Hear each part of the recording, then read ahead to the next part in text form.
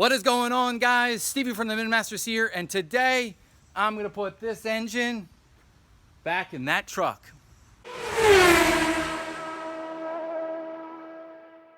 So as you can see, guys, I have this engine hooked up to the hoist. Okay, don't worry about how awkward it hangs.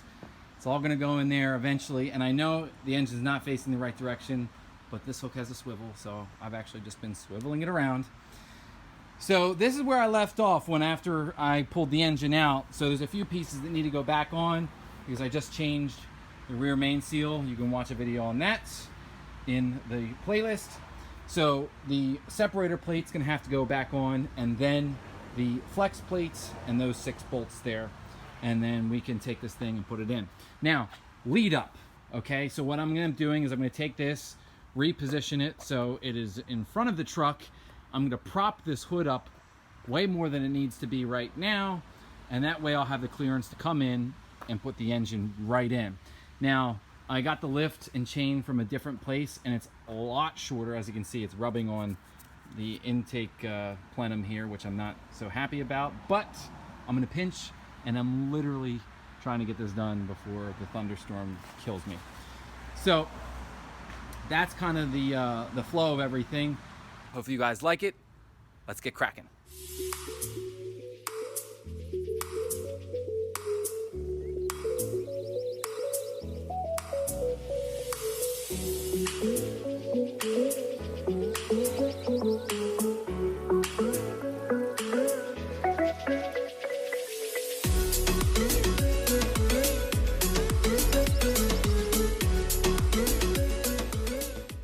So there you have it, guys. You can kind of see how I brought the engine in.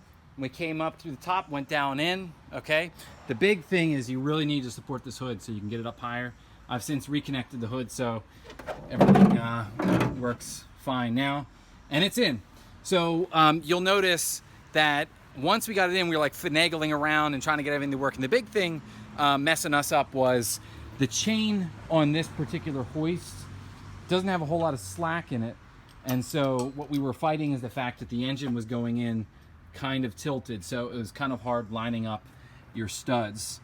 After that, everything kind of just started going into place here. So it's seated right where it needs to be, and I can start putting everything back together.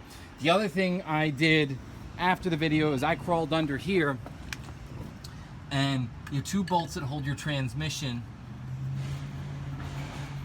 which are right there, I loosened those up so we could slide the transmission back 1 inch, and that gave us the necessary room to get the transmission, the engine to go back 1 inch, which is all we needed to get the studs for the engine mounts into their slots.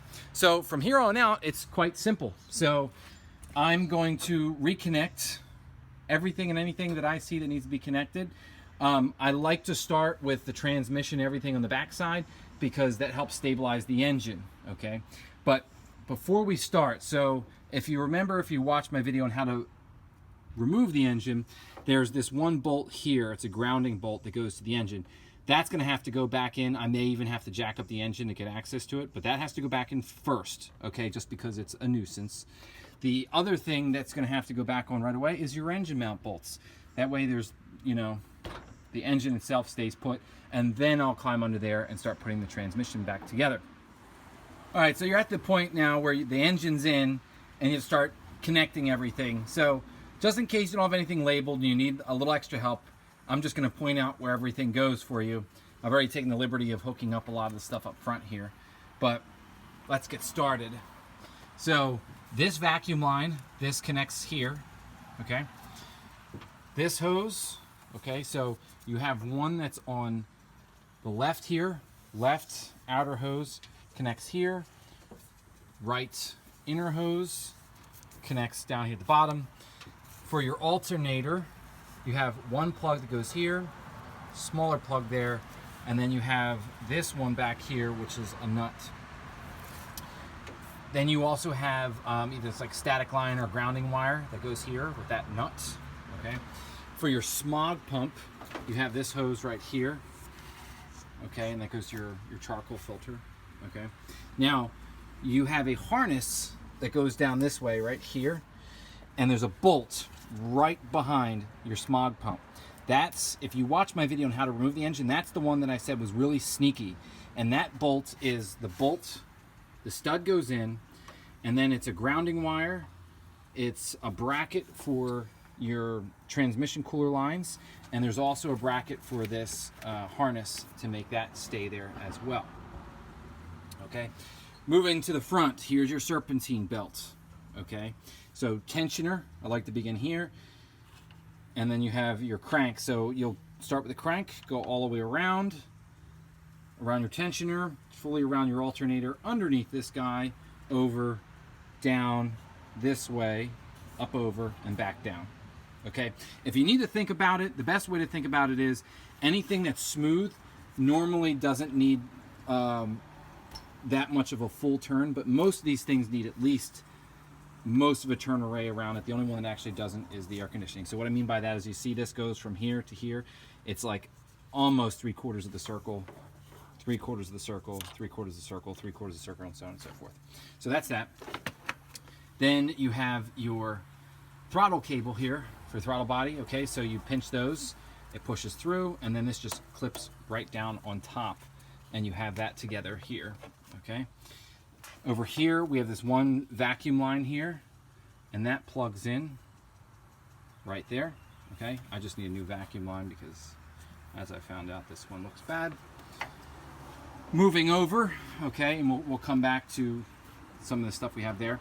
You have your main harness coming off your engine, which clips into here, and then on this back side you need a 10mm socket, and that brings it together. Like we did in the removal video, I removed the air conditioning, okay, so the compressor. So I took out these 4 bolts. So you will take this, I set over here, you'll take it, put it right here, bolt, bolt, bolt, bolts, okay, and that connects that back, and then it has 2 plugs from the wiring harness. So you have one right here, which is like very round, and you have this one, which is rectangular. So those 2 are in there. Moving down here along the side, you have your power steering. So here's your power steering pump. It has this threaded connection here, right here, and that goes into the actual steering box right there.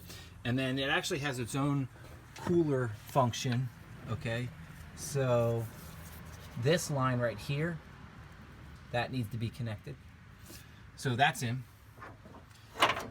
Moving forward, we have this vacuum line here that goes to your brake booster, so you need to connect that. And then right there on the back side is your 2 fuel lines. You have this one and this one, okay? You'll just need to push them back in and they click, and then they have those little extra metal outer sleeves that you just clip down on top, and they're there to stay, okay? So that's pretty much everything you need to do on both sides of the engine thus far.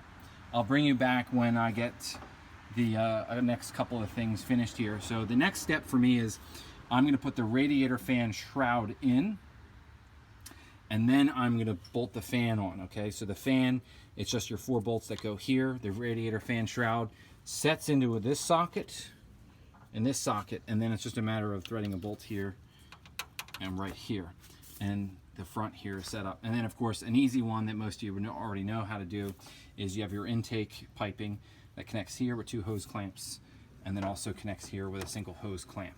Now I also have a air oil separator or an oil catch can, and so mine right here plugs there. Matter of fact, I can just put that one right in there. So I have that one and hose clamp it, and then I have the other feed that will go right in here to the intake. So I'm going to put all that back, bring it back so you can look at it, and then we'll jump to the back side of the engine. All right, as you can see, it's starting to look like a fully installed engine. And you'd be right. This is what the top looks like when it's all finished. So let's go over this real quick. So last time I left you, we didn't have the radiator fan shroud in or any of that stuff. So you put your radiator fan shroud in, just like I said, you put down the slots, put a bolt here, you know, if your thing's not broken like mine is. So looks like that. Then what you're gonna do, your choice, you can put your intake hose in, so hose clamp, 2 hose clamps. I took it out in 2 pieces. And then of course I have my oil catch can, so that connects here. That's in place. Okay, next comes the radiator fan. Now, you'll notice right there, there are 2 bolts on top and 2 bolts on the bottom. So essentially what you do is you have to line your pulley up with the water pump housing so that the threads all line up, okay? And then what you'll do is you line up your fan. A lot of times you can't get it to snug onto the metal bit that it actually rests on. No worries, you just get it on there as best you can. Use the bolts to suck it forward. So there's 4 bolts, and you just go around, tighten them all down, and you're good to go there. The last thing I put in here was the upper radiator hose. So hose clamp there. And for some reason, ever since I've had the truck, someone has always had a zip tie here. And I'm not sure if it's because somebody cut out this, and so that's their safety net, but that's just something else that I have there, okay? Now, one thing you will not hook up until the very end is any of your battery cables. So I am completely disconnected, ground and power, and I'm gonna leave it like that until we're finished on the back end. So that's it. We're gonna crawl underneath and do the transmission side now. All right, so we're doing the transmission side of the engine now, and I'm tackling lining up the bell housing and everything. So a couple things have to happen kind of all at the same time. So number one, you've got to line up the bell housing, which is made easy because the back of the engine has this stud here that lines up with an alignment hole, okay? And then there's one that comes off the transmission, and you line up the other side. You have those 2 lined up, and you can bolt this thing up no problem. Now, the other thing that needs to be lined up is the torque converter plate. Now, I'm telling you, I don't know if it's because I've done this before, but you can see that little piece of metal right there? That's a torque converter bolt. Okay? And so all I need to do is get that to line up with that hole, and I can actually put the nuts back on there. So, but it's, as you can see, this side I still have a gap, and this side's a little bit closer. So at this time, you're just finagling trying to get this thing in here. Luckily, I do have a transmission jack, okay? Although I wouldn't say it's as necessary. Like you could, I mean, be careful about it, but you could slide underneath here yourself, and you could, with 2 hands, jimmy the thing around and actually get it to line up, okay? So far, that's actually what I'm kind of doing. The transmission jack is just supporting it because obviously this is what you know, this tool is meant for. So that's the name of the game. So just remember, line up that stud there and line up the one on the other side, and you should be good. And then it's just a matter of ramming home all the bolts, which I'll bring you back so you can see that. And then of course, getting those on there. All right guys, so we're here on the transmission side of things.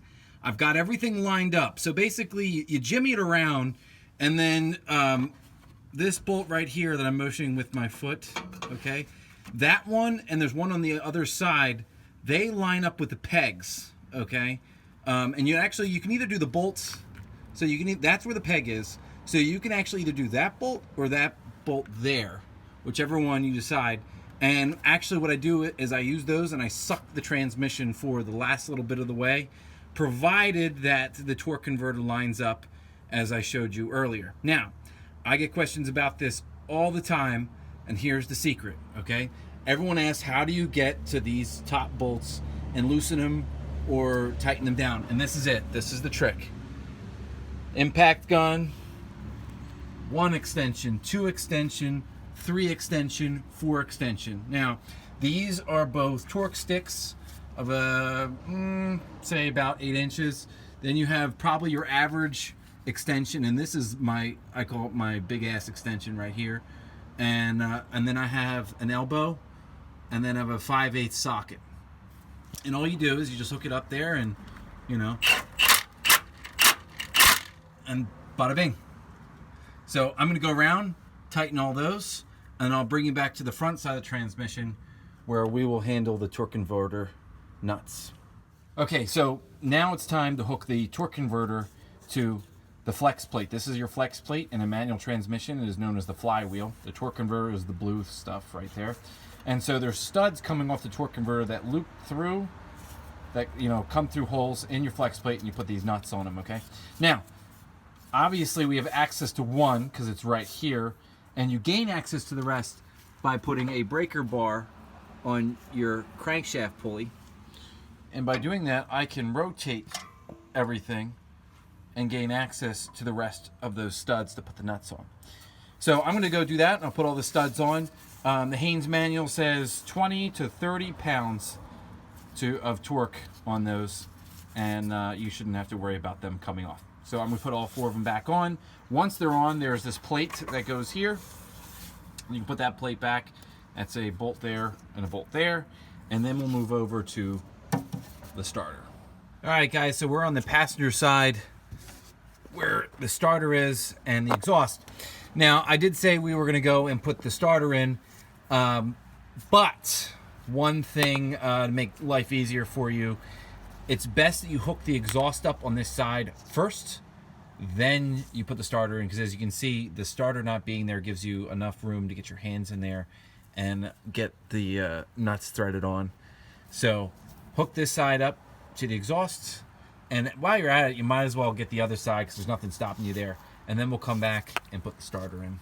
All right, guys, so the exhaust is bolted up on either side, and it's time to tackle this starter. So to begin with, you're gonna have to hook up all the terminals and things. So it's pretty straightforward. There's a small one and there's a large one. And as you can see, there's a small terminal and a large one. So you pretty much figure that one out.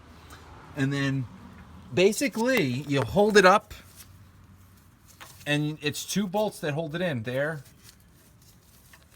and right there. I mean, it's probably one of the simplest things mechanically wise, that if it goes on your truck, you can easily do it yourself, even in a parking lot. So once you have that in place, you'll also notice this is your feed for your O2 sensor. That is also part of the starter harness. So you can just plug that guy back in there, and well, that's it for down here. Put your heat shield onto your catalytic converter, and we're moving on to fluids and all kinds of good stuff. So I'm going to do that, and we will get going. All right, guys, so one last thing you need to connect is that thing right there dead ahead.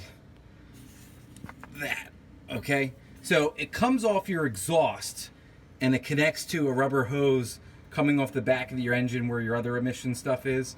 And mine just kind of plugs right in there. It's not super tight. If things weren't as bad as they were rust-wise, you would actually be able to disconnect the pipe that goes to your exhaust. So it comes off that thing there and connects to your exhaust, but mine was rusted on there, so I couldn't unhook it from the exhaust directly. So I always unhook it back there. To do that, you'd actually go from the front of the truck and you'd reach around the engine, feel for it, and just plug it back in. But this is the only way I can show you where it is. So that's the last thing that needs to be hooked up other than the battery, and we're ready to go. So here we are, guys. We are ready to start the truck. Of course, everything's connected, fluids are in. So let's see how I did.